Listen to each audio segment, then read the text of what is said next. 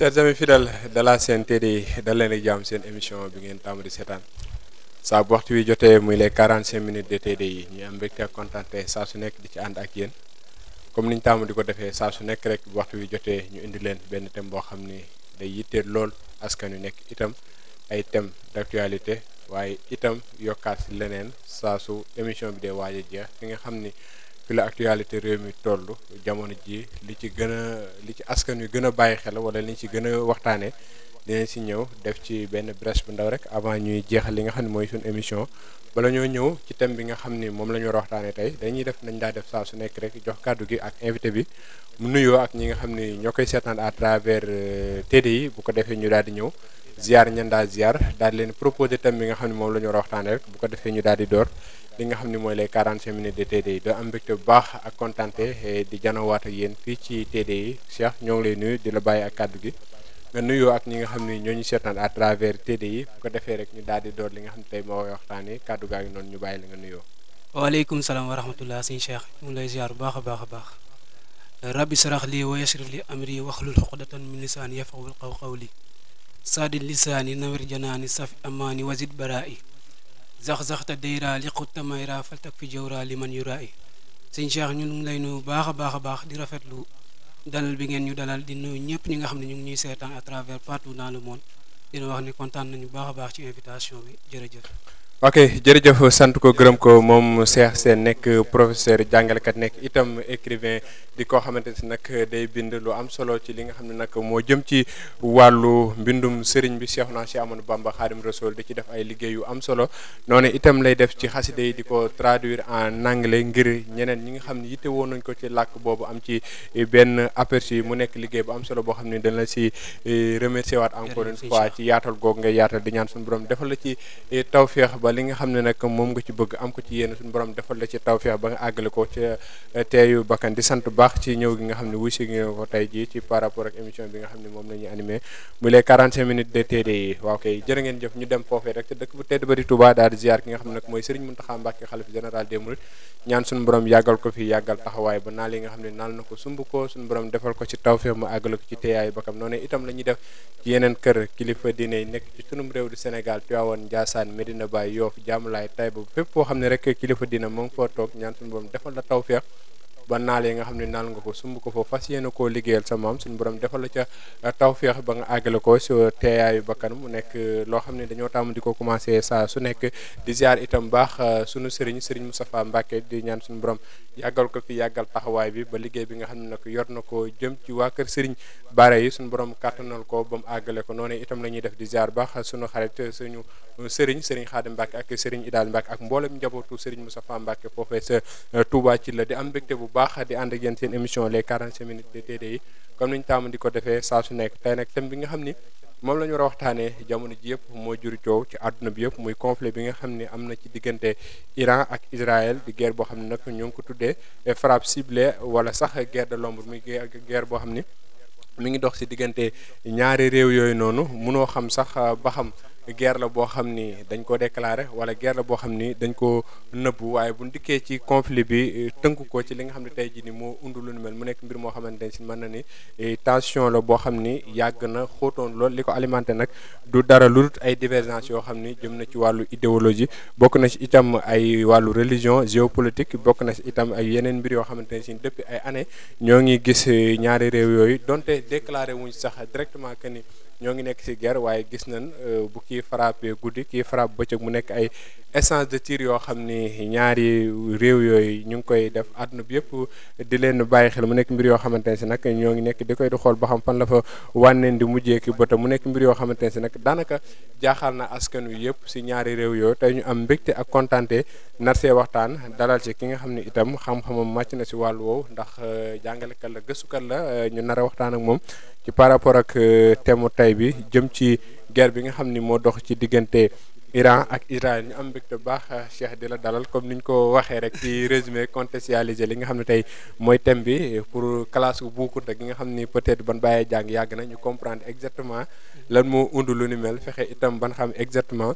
dëggi solos émission bi tey ji nag bu ndikkee ci question bi nga xam ne moom la ñu njëkk a laaj day ñëw directement rek ci par rapport ak thème bi mooy le fait que ñu ne conflit entre Israël frappe ciblée wala guerre de l'ombre tey ji nii bu mënoon a comprendre li nga xam ne mooy guerre de l'ombre noo koy mën a définir pour ñu mën ci am benn aperçu. Jërëjëf sëñ Cheikh ñu ngi lay kontaanewaat bu baax a baax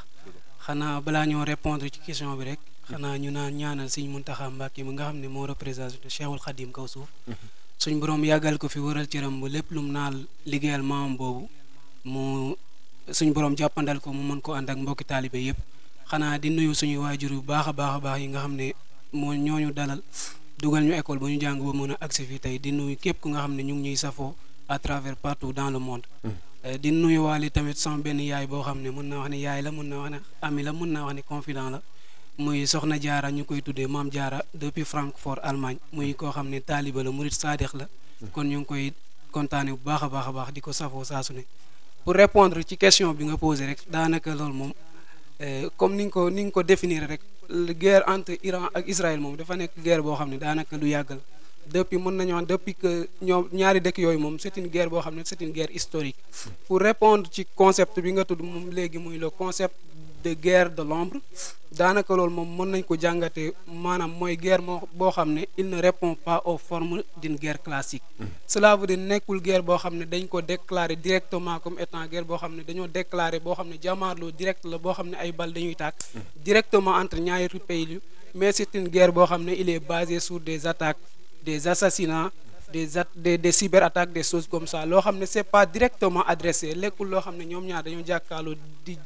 jàmmaarloo mais c'est guerre boo xam ne kii day attaque suba kii attaque bëccëg c'est pas direct mais d'une manière très indirecte c'est ça qu'on appelle guerre de l'ombre. macha allah ci définition bu am solo boobu par rapport ak li nga xam ne tey jii nii moom la ñu war a waxtaanee mu nekk lu am solo comme ni mu ko expliqué ndax boobee ba tey gisoo benn yoon kenn déclaré sa morom guerre mu nekk mbir yoo xamante ne nag discrètement lañ koy defee di cibler ay endroits yoo xamante ne ci ne amaana ay infrastructures ñoo fa nekk waaye jamono ji ñu gis que ni cible bi mi ngi commencé changer parce que tey le fait que ñu ni ciblé nañ comme par exemple benn hôpital wala dara ñu yàqate ko bien vrai que c'est très rare sax ñu gis attaque ni am na ci lim boo xamante ni ñàkk na seen bakkan bu takko mais buñ gisee buñ demee ba génn si li nga xam ne moo nekkoon ci yoon yi ak tali yi ba attaqué yi nga xam ne tey jii nii lu ci mel ay hôpital nit ñi dañ fay fajoo loolu tey jii nii lan la mën a jur ak nan lañ def ba accès si stade bi ñu nekk nii jamono ji waaw boobu question tamit question bu am importance la ndax boo ko xoolee comme li ma expliqué léegi rek guerre bi am diggante Iran ak Israël moom loo xam ne ça date depuis longtemps la parce que boo ko xoolee Israël benn état la bu nekkoon biir Palestine mais avec la déclaration de Balfour nga xam ne David Ben Gourion moo décrété en 1948 la création d'un état Israël pour la création d'un état Israël boo xam ne c'est justement un foyer national juif en Palestine boo xoolee Israël fi mu centralisé wu dans le monde dëkk yi ko wër lépp la plupart ce sont des pays musulmans yooyu nag Israël moom ñoom ñoo entouré Israël nekk benn dëkk boo xam ne c'est un pays juif qui réclame son autonomie son autorité au sein d'une communauté musulmane nga xam ne moom Israël dafa jàpp ne maanaam tous les pays musulmans yi nga xam ne dañ ko entouré sont des ennemis mu commencé attaquer aussi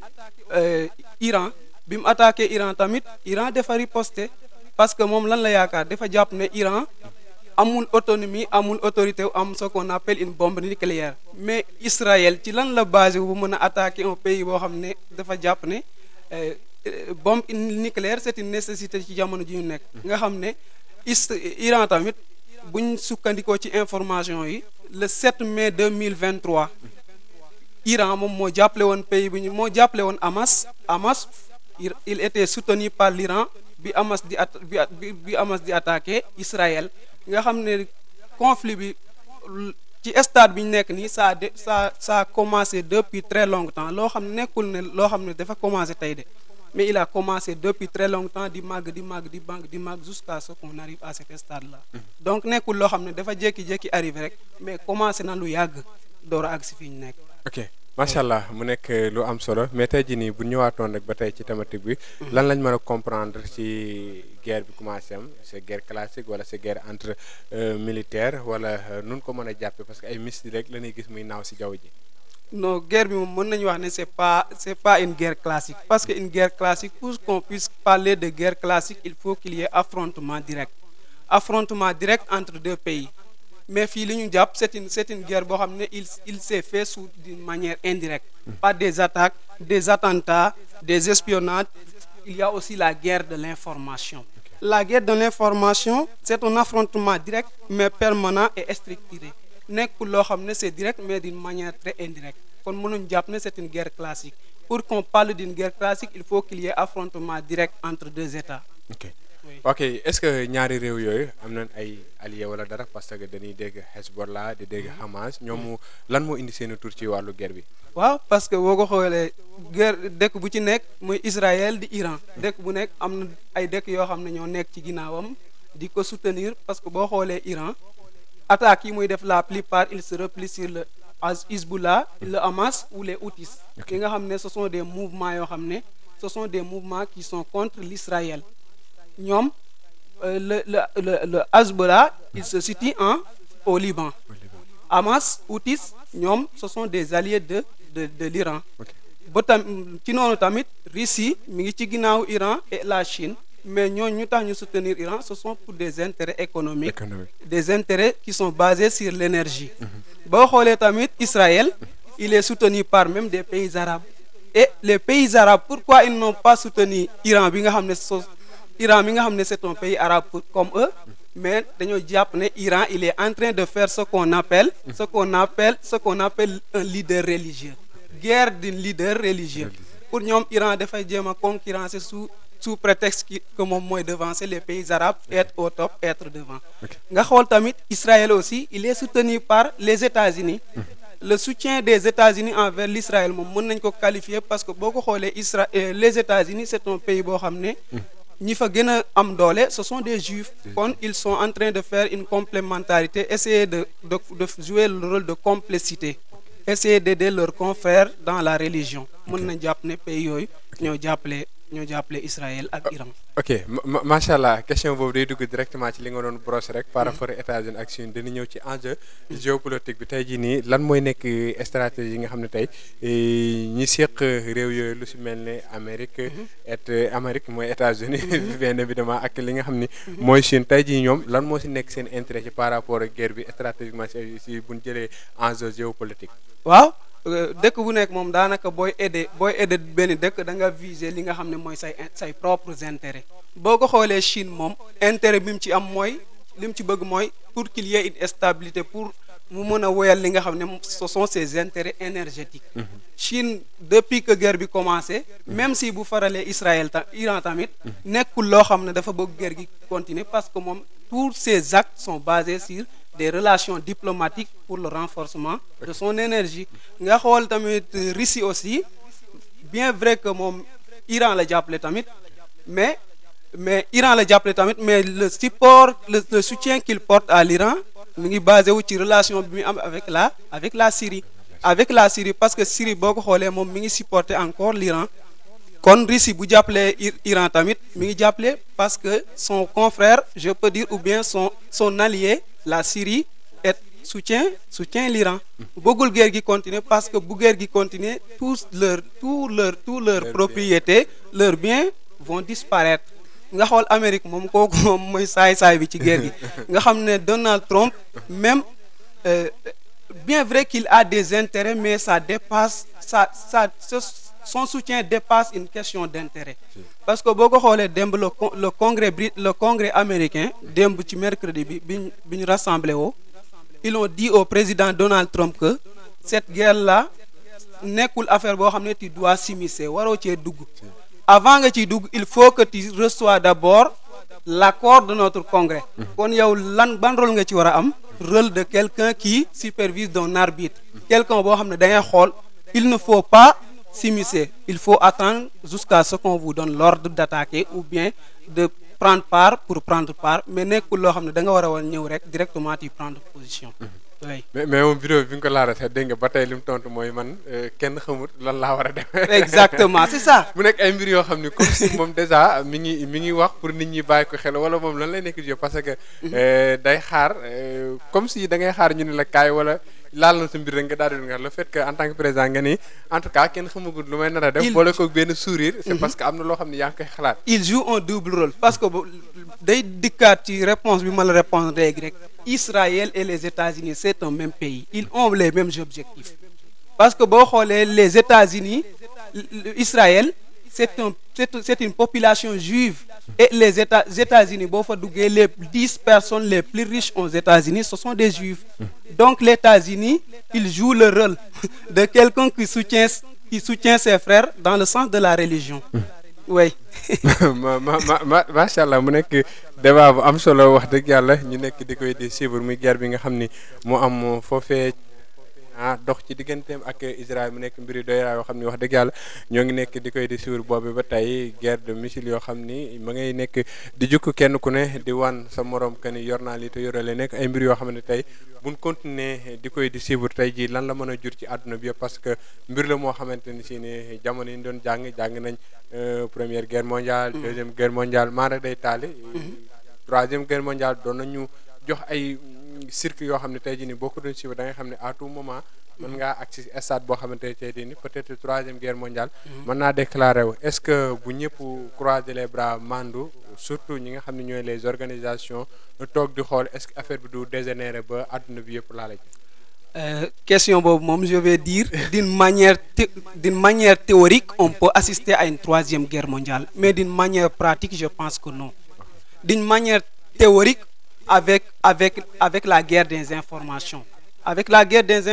parce que da ngay xool les États ils se font des attaques par cyberattaques par des espionnages par des assassinats mais d'une manière très pratique est-ce que tout le monde peut regrouper essayer de faire une guerre entre eux ku nekk di tirer ay balles sur un autre je pense qu'on n'arrivera pas à cet stade-là. Ok, ce conflit est-il aussi une guerre d'influence wala loo ko jàppee par rapport ak surtout li jëm ci wàllu religion dans le monde musulman est-ce que jàpp nga ni guerre bi guerre influence la wala noo ko jàppee sax xam nga xalaat waaw question boobu tamit une guerre d'influence foofu moom xam naa dañ fiy tegaat suñu baaraam rek insister ci parce que boo ko xoolee guerre bi moom cëslaay bi yëpp c'est basé sur la religion parce que Israël depuis sa création en 1948 bi que David Ben Gourion créé avec le support britannique au lendemain ci la Iran attaqué ci la Palestine attaqué Palestine moo njëkk a attaqué Israël bi mu attaqué Israël il était bien armé bi mu amee une armée solide Palestine dem na ba 700 000 de sa population ils ont s'enfui et buñ ci liñ jàpp Palestine est un pays musulman donc Palestine pour qu'il retrouve son autonomie il faut qu'il se replie sur les autres peuples qui sont des peuples musulmans comme eux nga xool les musulmans comme Iran des musulmans comme Syrie dañuy jàpp ne leur confrère bi nga xam ne mooy Palestine dañ koy neewal doole pourquoi ñun ñu ñëw tenir secours boobu nag moom moo commencé sur le fait que pays bi nga xam ne mooy Iran moo commencé attaquer Israël c'est une guerre d'influence boo xam ne il est basé tout simplement sur la notion de religion. Ok, notion de religion boobu nag dañ fiy taxaw tuuti parce que boo ko xoolee jamono ji tous les pays musulmans je peux dire tous les pays musulmans même s'il y a des pays qui sont contre l'Iran mais tous les pays musulmans y compris le Sénégal où nous sommes ils sont derrière l'Iran mais est-ce que l'Iran est un pays musulman comme nous le pensons parce que boo ko xoolee ñoom ils sont des chiites il y a aussi les sunnites des choses comme ça mais ils se réclament d'être des musulmans aussi. Ok, bu ñëwee ci conséquences yi surtout ci Moyen-Orient bi implication sécurité bi lan la war a mën a nekk. Implication sécurité foofu moom il y a le désordre total il y a le désordre total parce que boo ko xoolee le Moyen-Orient est une zone très dangereuse une zone où il y a l'insécurité nga xam ne notion de guerre après la seconde guerre mondiale notion de guerre boo dégg yaa ngi ko dégg au Moyen-Orient avec des pays comme le Liban, Syrie, des zones comme ça avec cette guerre-là leurs implications l'insécurité continue il n'y a pas de sécurité population bi fa nekk ils ne sont pas sûrs loolu moo waral Palestine qui voit des enfants pleurer pourquoi parce qu'ils entendent des fusils des choses comme ça il n'y a plus de sécurité là-bas leur implication c'est qu'il y a l'insécurité. loolu mooy jëm ci impact pour population civile bi mooy comme image yi ngay nekk di gis rek ay nit ñoo xam ni ñooy nii ngay jàkkaar lool ñu leen di jël di leen di yóbbu mu nekk ay mbir yoo xamante ne day laal ci population bi ñoom it dañuy ragal ndax gone yi peut-être mën nañu am yenn feebar yoo xam ne comme ni nga ko waxee buñ déggee monsieur bu ni tëll mën naa am benn traumatisme bu mu def si ñoom de telle sorte que dina am ay jafe-jafe tey jii nii ci côté civil bi lan la war a mën a def si ñoom impact bi encore. Impact ce sont des impacts douloureux je peux dire parce que yow boo nekkee civil dëkk bi nga dëkk yow maanaam ñemeetoo tëdd na lew tu es confronté à la famine nga xool peuple palestinien ay xale yu ndaw yoo xam ne dañoo xiif ñii mar ñii di jooy ñii di yuuxu tu n'es plus en sécurité boo ko xoolee tamit jëm ko généraliser même ça touche même les peuples qui ne sont pas iraniens parce que boo ko xoolee yow mi nga xam ne tu es sur TikTok foofu dama fi insister ce sont les propos de mon ami Sokhna Diarra dont je te parle elle est allemande avant-hier elle a posté sur TikTok une vidéo boo xam ne c'est en faveur de l'Iran mais waa TikTok dañ ko bindal benn avertissement nga xam ne impact yi day touché waat le domaine des réseaux sociaux yow mi nga xam ne jullit nga booy posté ay messages ou bien ay vidéos yoo xam ne ils sont en faveur de l'Iran yow dañ lay avertir wala ñu rejeter vidéo bi nga xam ne loolu ce sont des impacts aussi yoo xam ne duñ ci bàyyi xel il y a des impacts qui sont physiques mais il y a des impacts qui sont aussi mentaux ou bien des impacts aussi qui sont théoriques. Ok. macha allah ñu ñëw encore itam ci rôle des médiateurs. boobu dañuy dem directement ak comme li ma doon wax sànq ci avant commencement émission bi. mooy par rapport ak yenn organisation société civile je ne sais pas moi ak kuréel gu ñu mënti doon. ñoom tey jii nii il paraît que ñoom dañoo am jafe-jafe ngir désamorcer li nga xam ne tey jii nii mooy conflit wala guerre bi lan moo waraloon na c'est parce que dañ cee ragal wala dañ leen see impliqué wut wala ñoom lan la ñuy xaar. waaw foofu tamit comme les conseils de sécurité ou bien des organisations comme l'organisation des Nations Unies foofu tamit organisation des Nations Unies am na nu muy doxe parce que maanaam pour que moom mu mën a def implication directe il faut que pays yi nga xam ne ñoom ñoo seq guerre gi nekk des pays qui sont membres de l'organisation des Nations Unies parce que bu ñu xoolee Iran ak Israël ne sont pas des pays de l'organisation des Nations Unies kon organisation des Nations Unies lan la mën a def il peut faire des négociations essayer de faire des négociations mais des négociations qui sont trop tard parce que la guerre c'est pas une guerre qui a daté d'aujourd'hui mais c'est une guerre qui a daté depuis très longtemps ñu koy seetaan di ko seetaan ba guerre gi continuer donc lan la mën a def il peut faire ce qu'on appelle des négociations mais négociations yooyu il faut que pays yi nga xam ne ñoom ñoo seq affaire bi nangu ces négociations parce que boo ko xoolee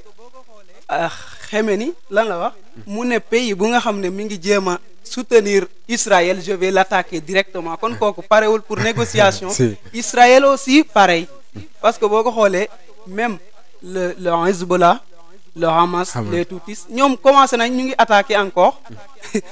kon nga xam ne guerre bi nekk na loo xam ne même les organisations des Nations Unies je peux dire à 90% que mënuñ ci dara c'est une guerre qui a daté depuis très longtemps ñu bàyyi ko muy dem jusqu'à ce qu'on est arrivé là. Ok mais fi ñu toll nii jeexantal gi à l'instant lu mën a guma jàpp. une intensification lay nekk wala d'escalade de guerre lay doon.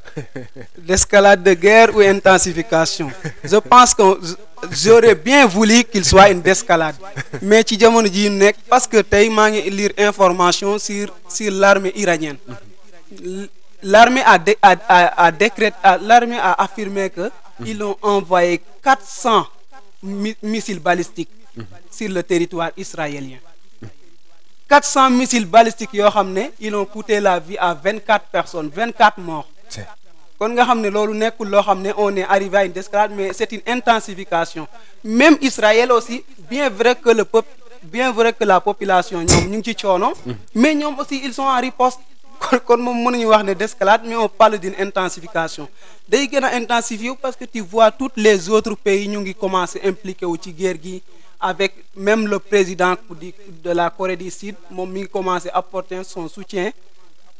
à l'Iran aussi kon nga xam ne moom on n'est pas arrivé à une escalade mais à une intensification day gën a yokku mais nañ yaan yàlla rek mu arrêté ko macha allah mu nekk lu am solo ñaan suñu borom def ci tawféex ba lépp dellusiwaat si jàmm ndax mbir la yoo xamante ne si ni tey nar naa ëpp ay loxo lool ndax bu ñu dikkaatee ba tey ci ñi nga xam ne tey ñooy puissance yi nga xam ni c'est des acteurs régionaux comme li ma expliqué sànq par rapport ak Hamas ak kii mais bu ñëwaatee aussi tamit ci Hezbollah ak Syrie presque ñooñu ñëpp ay kii régionaux la yoo xamante ne si ni daanaka ñoo seq bërëb boobu noonu. tey jii nii si toutefois affaire bi continuer ñoom seen rôle lan la nar a doon dañuy participer ci guerre wala dañuy jéem a xool nees lañ mën a def ba arrêter guerre bi lan nga jàpp que ni instant yi nii bu gënee continuer seen rôle loolu la fa war a doon. Ces acteurs régionaux là comme le Hamas. ñu xam le Hezbollah les Houthis ñooñu moom dama jàpp ne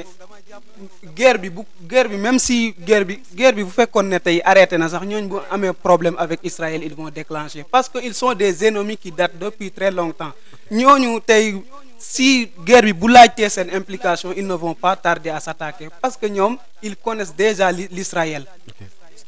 Parce que boo ko xoolee le Hamas en 2023 amoon na problème avec Israël ci benn guerre boo xam ne Iran moom moo leen jàppale woon. Pourquoi pas ñoom leurs confrères religieux muy Iran tey am na problème ils vont attaquer essayer de faire ce qu'on appelle le soutien. Pareil pour Hamas pareil pour les Houthis. mais ñoom est-ce que bu ñu toogee rek croiser les bras escalade bi dina leen laal wala dara wala ñoom dañuy xeexee rek impliqué wu. non bu ñu toogee croiser les bras affaire bi dina leen laal parce que Israël lu ñu mën a wax tamit dañ jàpp ne Israël c'est un pays boo xam ne il est contre tous les pays musulmans. Il est contre les pays musulmans parce que c'est un pays composé de juifs. Des juifs, pardon, je peux dire des juifs entre guillemets, mais pas des juifs comme l'a bien enseigné. Des juifs, pardon, qui réclament tout simplement le capitalisme, l'impérialisme aussi. Voilà, ce sont des juifs qui réclament tout simplement leur autonomie. Ñoom affaire koppar moo leen sonal affaire xaalis. Loolu moo waral seen allié avec le pays qu'on appelle les États-Unis parce que États-Unis boo xoolee avec le président Donald Trump il se focalise tout simplement sur la notion de nationalisme. Le nationalisme c'est quoi? Essayer tout simplement de se baser sur ce qu'on appelle l'identité. L'identité loolu moo waral pays bi nga xam ne mooy États-Unis commencé jàppale Israël aussi. Ok guerre bi tey jii ñaari pays yooyu kon jàpp ne moo ci nar a gën a souffrir moo ci nar a gën a sonn. Je pense bien que ça sera l'Iran. Parce que bien vrai que l'Iran il est supporté par quelques pays mais Israël nañ jàpp ne c'est un ennemi très dangereux. Et il a derrière lui les États-Unis. Et même des pays arabes qui devraient se ranger derrière l'Iran et qui sont rangés derrière l'Israël. On peut citer le cas de l'Arabie Saoudite, le cas du Maroc qui est ici en Afrique. Ils sont derrière l'Iran. Ils sont derrière l'Israël. Bien vrai que ñoom Iran la ñu waroon jàppale ci dans la logique. Pourquoi aussi ces pays arabes là comme ni ma ko énuméré tout à l'heure commencé di jàppale Israël parce que dañoo jàpp ne c'est une guerre boo xam ne dañoo nekk ci course d'un leader religieux. Le risque pour la paix au Moyen-Orient? La paix on n'en parle plus. Il y a plus de paix au Moyen-Orient vraiment parce que la paix pour qu'on parle de paix moom il faut yow nga tëdd mën a nelaw nga mën a concentré wu. Il y a pas la paix. Il y a la peur, il y a la famine, il y a tout. Yow da ngay tëdd mënoo nelaw. Bal yaa ngi tàkk yaa ngi gis le feu. Il y a pas la paix là-bas. Donc li ñu mën a jàpp mooy il y a un fort risque. La paix moom mënatu fa am xanaa guerre gi arrêté. ok ci loolu la ñuy ñëw directement est-ce que tey ji mënuñoo am benn escalade boo xam ne day def de manière diplomatique loo xam ni dañ koy waxtaane comme supposons am na rencontre bu naroon am récemment ñu naroon ci invité ay chef d'état yu bëri ba son excellence Bassirou Diomaye Faye sax waroon naa dem bokk si yooyu mais il paraît que dañ ko reporter ndax li nga xam ne dugg na ci diggante bi est-ce que mënuñoo régler discrètement diplomatiquement ba li nga xam ne tey ji mooy guerre ñu descalaté ko. Oui, je pense que d'une manière diplomatique guerre gi mën nañ ko régler. D'une manière diplomatique parce que boo ko xoolee moom tous les deux pays lu ñu mën a wax tamit. bu fekkente ne on parle de la diplomatie maanaam buñ fexee def ay accords tous les deux pays vont être d'accord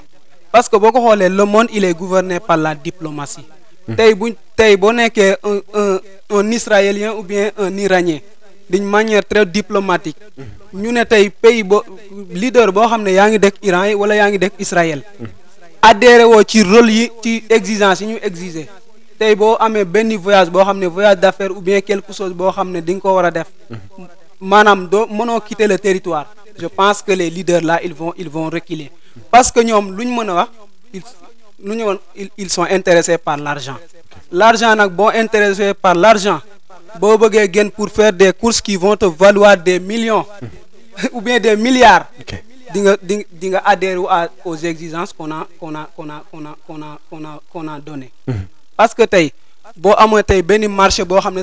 mën nga ci gagner ay milliards ñu ne la pour que marché boobu nga dem quitter par exemple Iran ou bien nga quitter Israël dem peut-être en Arabie Saoudite pour gagner ces milliards là il faut ngeen arrêter guerre bi yow arrêter woo guerre bi tu risques de perdre ces milliards là. Je pense que les deux pays là ils vont essayer de trouver un accord amiable pour cesser le feu. macha allah wax dëgg yàlla mu nekk waxtaanu am solo sant ko itam moom Cheikh wax dëgg yàlla explication yi leer na nañ wax dëgg yàlla te it lii rek la ñuy xaar ci askan wi lii rek itam la ñuy xaar ci ñi nga xam ne tey au moins am nañ benn xam-xam benn background ci mbir yi nga xam ne fi la réew mi toll ngir ñu waxtaanee ko xool nees lañ mën a def ba ku si nekk am loo si jël jaruñu si ndax mbir la moo xamante ne si ni bu kenn jàpp que ni jamono ji ñu nekk mucc nga si ndax mbir la moo xam ni kam ka da ngay jékki-jékki rek ñu yónnee la ab missile boo xam ne tey ña ko nekk di ko di liggéey gisoo leen déggoo leen kon amaana day nekk mbir moo xam ne kenn ku nekk am na benn taxaw waaye boo ci war a taxaw bu dee sa xam-xam si wàllu ñaan la fare nga ñaan suñu borom def sa tawfeex ndax wax dëgg yàlla mbir la moo xamante ne si ni bu xasee ba commencé day mel ni daanaka ndox mi wàll rek bu xasee bay daw lépp loo xam ne mi ngi ci kanam moom bu mu jàpp mukk que ni mën na see mucc ndax lu mu romb dina ko yóbbaale ñaan suñu borom defal ci jàmm ba law googu muy law mu arrêté ko ci lu gaaw de telle sorte que lépp del dellusiwaat si jàmm activités yi commencé waat de relancer ñi nga xam ne tamit itam ñoo nekk réew yi nga xam ni macha allah seen borom def na tawfeex am nañ yenn dayoo yi ñoom it ñu bañ see impliqué wu ndax mbir la moo xam ne tey jii nii buñ ko xoolee il se pourrait ñu déclaré wax fi li nga xam ne tey jii nii mooy une troisième guerre mondiale tey loolu bu kenn xam lan lay nekk di jur te jamono ji toll nañ foo xamante ne si ni waxtaanee jàmm day gën a am solo que xët-xët bi nekk ak tension bi nga xam ni kenn xelam du dal mu nekk mbir yoo xamante ne si ñoo ngi nekk di koy di suivre di xaar ba xam fan la wànneen di mujjeeki bëtam par rapport ak mbir mi nga xam ne tey jii ni moo nekk di xew ci diggante Israël ak Iran nekk mbir moo xam ne nag en tant que jullit dañ koy mit lu baax a baax ndax wax dëgg yàlla ay bagage yoo xam ni ma ngi fay am lu ci mel ay hôpital ñu ciblé leen dóor fa ay missile wax dëgg yàlla ay yàqu-yàqu yu bëri du fa am nit ñi bëgg a génn duñ génn di daje si station yi kenn ku ne di profité ngir sol loo mën a sol ngir mën a dem réfugié quelque part nekk na ay mbir yoo xamante ne si daanaka day nasaxal li nga xam ne mooy économie gu réew di ñaan suñu borom def ci tawfeex dellusiwaat itam xel ñi nga xam ne ñoo seq loolee ba lépp dellusiwaat si jàmm sant ko bu baax moom Cheikh par rapport ak waxtaan wi ci première thématique bi xanaa ñu xool proposition peut-être ci ay solution wala nees lañ mën a def xalaat ni buñ ko tegee ci kaw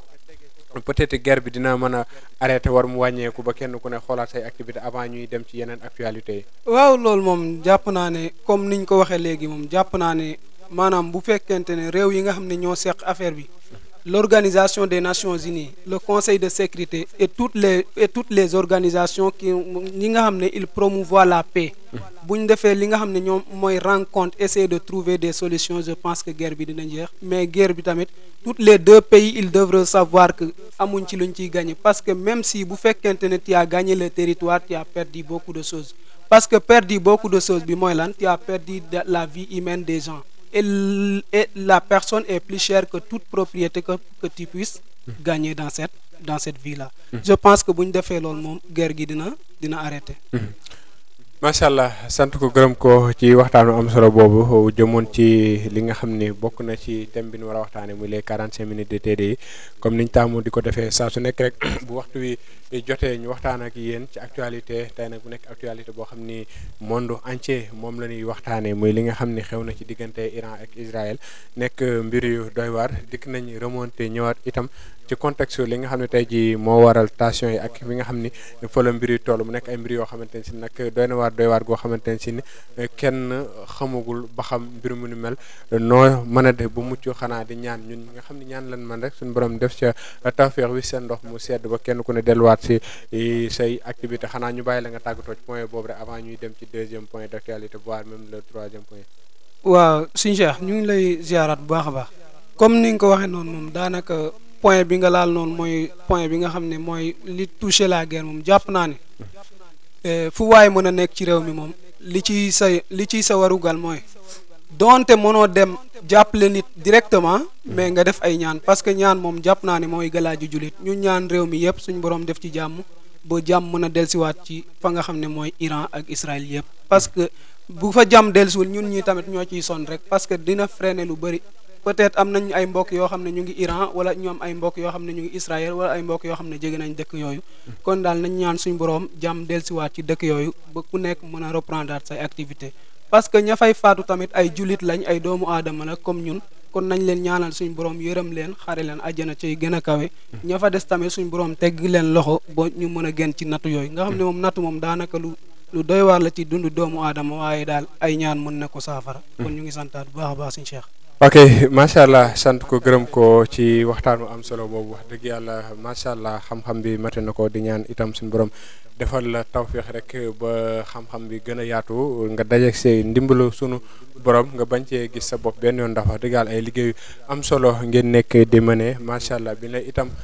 sàkkoo sa teewaay ci émission bi wax dëgg yàlla da nga koo rafetlu nangu ko ànd ak ñun kon loolu dana si sant bu baax a baax a baax ginnaaw loolu itam duñ jeexal te dugguñu si li nga xam ne tey jii nii mën na ni jamono ji yëpp moom la ñuy waxtaanee boole ko àdduna bi yëpp sax fu waay nekk ci réew mi yaa ngi koy bàyyi xel muy woote bi nga xam ni moom sëriñ bi woote na ko foofee ca Touba jaarale ko ca bopp ba teg ko si ndigalu sëriñ Xamsatu Mbàkke Jaalibatu Maraaxib ngeen koy gis ni muy bésu xasida bi nga xam ni woote na ko foofee ca Touba di yemoo ko benn fan ci weeru Tamxarit 1447 di benn fan mu xaram ñu woote ko foofee ca Touba tey jii nii ban taxawaay la si taalibe yi war a am bala ñu cee àgg sa boobu la bés. Sëñ Cheikh jërëjëf ci question boobu. di ñaan rek suñu borom mi nga xam ne dara teewu ko mu kattanal mbokki taalibe yi ba képp ka nga xam ne naal nga caa dem suñu borom defal la tawféex ba nga mën a assister tawféex boobu nga xam ne Cheikh Mouhamadul Muntaxa mi nga xam ne moo représenté Cheikhul Khadim kaw suuf moom bu taxawee ci bés bi nga xam ne mooy bés bu symbolique mooy bésu muharram mi nga xam ne mooy premier jour ci année musulmane foofu tamit jar na ñu bëri xam ko parce que sama genre yi moom dañuy yaakaar ne 1er janvier rek mooy année musulmane waaye nañ xam ne muharram premier jour mooy première année ci premier jour ci année musulmane ci weeru wolof kon moom ku yàlla defal tawféex daal nga mën koo teewe nga xam ne daanaka Sëñ Tuubaa moo la foofu parce que Cheikhul Khadim moom képp ka nga xam ne yaa fi xalifa moom yaa ko représenté kaw suuf kon nañ xam ne li nga xam ne mooy appelu Cheikhul Khadim la ñuy wuji te appelu Cheikhul Khadim tamit boo koy wuji dafa am noo war a demee demin bi nag dafa war a nekk demin boo xam ne demin gu sell la nga dem am ci yéene jëfe ndigal ndaxte boo ko xoolee moom murit gi li ko war mooy jëfe ndigal comme ni ko sëñ bi waxee ci sifaatu saadiqin murid birtisaab arbaatun nasamtuha fawqa fira nga xam ne moom melay murit moom lu am solo la ci diine nga xam ne boo fa demee tamit nga xam ne daal appel ngay wuy ji nga dem fa jéemee jëfe ndigal lépp loo xam ne bokkul ci appel bi nga teg ko fële lépp la nga xam ne jàpp nga ne boo ko defee sëñ bi dina bëgg ci yow nga def ko nga xam ne Sëñ Tuubaa daal ngay wuy ji nga xam ne daal sa sëriñ moo la woo te sa sëriñ moom mu woo la sa sëriñ tamit bu la woowee loolu moom tawfeex la ku ca dem daal jàppal ne Cheikhul Khadim moo la woo te Cheikhul Khadim ngay wuji te Cheikhul Khadim nag boo koy wuji am na benn comportement boo fa war a yóbbu comportement boobu maanaam comportement boobu boo weetoon sa néeg yow kese bu Cheikhul Khadim ubbee buntu yow doo am beneen defaraat wala doo am beneen affaire booy def kon nga xam ne daal booy wuyu ji Seexul Xadim noonu nga war a mel. ok mu nekk lu am solo tey jii am ñoo xam ne am nañ yéene dem mais dina jafe loolu peut-être ñu déplacé wu tey ñoom ban taxawaay lañ mën a def pour dimbale ñi nga xam ne tey jii nii jàpp nañ am yéene teew ci bés ba. waaw loolu tamit man jàpp naa tamit ne nit mën na ñàkk a mën a dem de manière très financière loolu tamit ki nga xam ne mooy murid la moom murid moom. du ma ne murid sax damay wax foofu damay généraliser damay wax ne julit moom moroomu julitam mooy mbokkam te sa moroomu julit boo ko gisee mu soxla dara loo xam ne da koy jëmal kanam loo xam ne diine bañu ko mën nga ko koy jàppale ci li nga xam ne sa alal la sa doole wala leneen loo xam ne touché na la kon ki nga xam ne maanaam man ma nekk ak sama benn xarit am na doole pour mën a dem man aw ma doole pour mën a dem sama xarit mën naa tudde Sëñ Cheikhu naa sey mën na yëkkati benn 10 000 mu ne ma Sëñ Cheikh lii de mën nga koo barkeeloo nga paas ci dem kon mu xam ne moom bu demul wala mu dem sax am na yoolu ku dem parce que boo ko xoolee loolu addiya la rek addiya moom daanaka Sëñ Tuubaa lim ci wax dafa doy waar mu ne addiya day dem foo xam ne dara nekku fa mu def fa dara kon nga xam ne moom nu nit jaamoo yàlla daal yomb na ki nga xam ne amul doole bëgg na dem mën nga ko jox 10 000 2 000 1000 francs loo ko jox xeebu ko parce que lu baax moom du doy fa yàlla kon moom buñ jàpp naa ne buñ defee noonu moom ñëpp dinañ mën a dem macha allah waaw ñi nga xam ne tamit mënuñoo dem physiquement mën nañ dem d'une manière très spirituelle nag mooy maanaam woote ba doonte woote nañ Tuubaa yow am nga ngànt maanaam say yaram matewu ko maanaam tawat nga wala feebar nga wala leneen dab na la ba mënoo dem mën nga toog sa kër di ko seetaan à travers TDI mën nga toog sa kër di ko seetaan à travers beneen plateforme wala sa téléphone yoraale say xasida di jàng yoraale say kuréel di def ay zikru ay salaatu alal nabil ndaxte jaamu yàlla moom fu waay nekk mën na ko faa defee waaye Tuubaa di ca raw waaw. ok macha allah mu nekk woote bu am solo boo xam ne woote nañ ko foofee sa Touba di ñaan ñëpp bàyyi ko xel fexe itam ba teew ca ndax liggéey la bu am solo boo xamante ne si ni comme ni ko Cheikh waxee rek sëriñ bi moo ko woote te sëriñ bi moo fi toogal ku tedd gi Cheikh naa Cheikh Amadou Bamba Khadim Rassoul kon jàpp nañu képp ku fa teew moom nga nara yendool boobu la bés di ñaan suñu borom kàttanal ñu rek ban àgg sa bés baak jàmm teew fa def ci itam lépp li nga xam ne rek sëñ ba santaane na ko tey itam mu nekk mbir moo xamante ne si ni dañuy ñaan suñu borom defal ñu si tawfiq ba buñ si musa gis suñu bopp ci liggéey bi ndax mbir la moo xamante ni si ni ay tawféex ji si nekk dañuy ñaan suñu borom dafa ñu tawféex ba duñ ci gis suñu bopp ndax sénégalais bi moom lu mu gis boppam rek daanaka day njariñ la da koy xaw a manqué lool kon dañuy ñaan suñu borom defal ñu si tawféex ba yàlla buñ ci gis mukk suñu bopp mu nekk ay mbir yoo xamante ne si ni ñoo ngi koy waaye di ñaan suñu borom kàttanal ñu ban fekk ko jàmm ba mën a teew ca la nga xamante ne si ni mooy bés boobu xanaa ñu bàyyi la rek nga tàggoo ndax daanaka waxtu wi jeex na bu ko defee ñu joxante waat beneen rendez-vous ndax wax dëgg yàlla dañuy am mbégte ak kontaan saa su nekk di ànd ak yow ay waxtaan ndax wax dëgg yàlla saa boo dikkee rek nàmmiwaat xel yi leeralaat lu bëri loo xam ni amaana comprendre duñ ko woon ci actualité bi wala sax sujet yi nga xam ni moom lañ nekk di waxtaanee muy nekk ay waxtaan yu am solo yoo xam ni wax dëgg yàlla yitte yi du dara lu loolu fexe itam ba askan wi di comprendre jaara ko ci yar ak teggin yoo xamante ne si wax dëgg yàlla ci lan ñu nàmmatal te it si loolu ñu nekk di dox ñu xam ni lépp loo xam ni bëgg nañ di ko di waxtaan rek ngir lu baax la ngir itam loo xam ni dina jariñ société bi jariñ itam askan wi te duñ ci gis suñ bopp benn yoon loole rek mooy nekk li nga xam ne mooy ittey télé bi tey si lañ am ndigal xanaa ñu bàyyi la rek bu dee am nga message booy kii avant ñuy tëj incha allah. waaw Sëñ Cheikh ñu ngi amaat contentement bu baax ñun koy ñoo war a sant ci dalal gi ngeen ñu dalal nga xam ne TDI moom tur bi rek maanaam mate na ko télévision Jaalibatu international nga xam ne Jaalibatu rek maanaam moom mooy firndel ne maanaam liggéeyu Sëñ Tuubaa suñ borom nangu na ko ndaxte buñ sukkandikoo ci gëstu ñu def Jaalibatu bi ko Sëñ Tuubaa bindee da koo tabbal ci ndox mi xasida bi tooyul kon loolu day firndel ne maanaam suñ borom nangul na ko liggéeyam kon ñu ngi ñaan TDI bi tamit bokk ci télé yi nga xam ne suñ borom kawel na leen ba lépp lu ngeen xam ne yéen a ngi koy ci séentu rek suñ borom defal leen ko di santaat ñëpp mbekku téléspectateur yëpp yi nga xam ne ñu ngi seetaan di santaat suñu waajur bu baax di leen ñaanal suñu borom gën a guddal seen fan bàyyi leen fi ba ñu fekkee lépp di santaat képp ku nga xam ne ñu ngi ñuy safoo rek di la santaat bu baax Sëñ Cheikh yow moom kenn nga du nit ku amul solo koo xam ne borom baax nga taaliba la ñu ngi la ñaan suñu borom tamit mu gën la kàttanal ñu ngi seetaan bu baax émission yi ñu am solo lool di santaat bu baax a baax mbokki taaliba yëpp jërëjëf Sëñ Cheikh jërëjëf macha allah sant ko gërëm ko moom Cheikh doon am mbégte bu baax di ànd ak moom ci waxtaan wi les 45 minutes de TDI di la wax ni kër gi moom wax dëgg yàlla sa kër la lépp loo ci am xalaat comme yéene ngir ñu liggéey ko rek wax dëgg yàlla pare nañ pour collaborer ak yéen si lu nu mel ndax wax dëgg yàlla lii rek la ñuy wër ñi nga xam ne suñu borom kàttan nañ leen am nañ benn background boo xam ni am nañ yéene partagé ko ak askan wi ñu siy toog di si waxtaanee ak ñoom saa su nekk rek ci la ñuy dox di ñaan suñu borom defal la tawfeex yàggal itam taxawaay bi di sant bu baax mi nga xam ni moo nekkoon ci technique bi ba li ngeen gis yëpp daal di yemb macha allah mu comprendre itam exactement li xew diggante Iran ak Israël ñu defaat ko itam a fàttali taxawaay bi nga xam ni war na koo am bu ñëwee sa bésu xasida bu mu xam que ni dem di connecté yóbbu ko fa bu dee mbay mu xam que ni foofu dem di retoucher ay photo itam yóbbu la fa nga bàyyi xel bu baax ni ko Cheikh waxee la xam ni moo la fa yóbbu taxawaay ba nga ko war a am nga xam ko boo mënta durus da nga mën a séddale ndox boo mënta séddale ndox da nga mën a séddale café boo mënta séddale café da nga mën a lal ay basang boo mënta lal ay basang da nga mën a fëgg ay moquette ña say toog ña say naan ña say jàng yool buñ ci am da nga ci am yool boobu noonu yow it kon fexeel ba jéem a dem taxaw si bés boobu noonu liggéey fa sa kémtalaay kéemtalaay kàttan fexe itam ba bés boobu noonu nga jóg rek ngir sëñ bi tax nga jóg rek ngir ndigal bépp activité boo xam ne da nga ko doon mënee foo mën a jógee pour dem nga bàyyi ko fa ba dellusiwaat ak jàmm ndax bis la boo xamante ne si ne xasida durus alxuraan rek lañ fa wootee kon keneen ku ci amaat beneen yéene na nga ko bàyyi fa nga jóge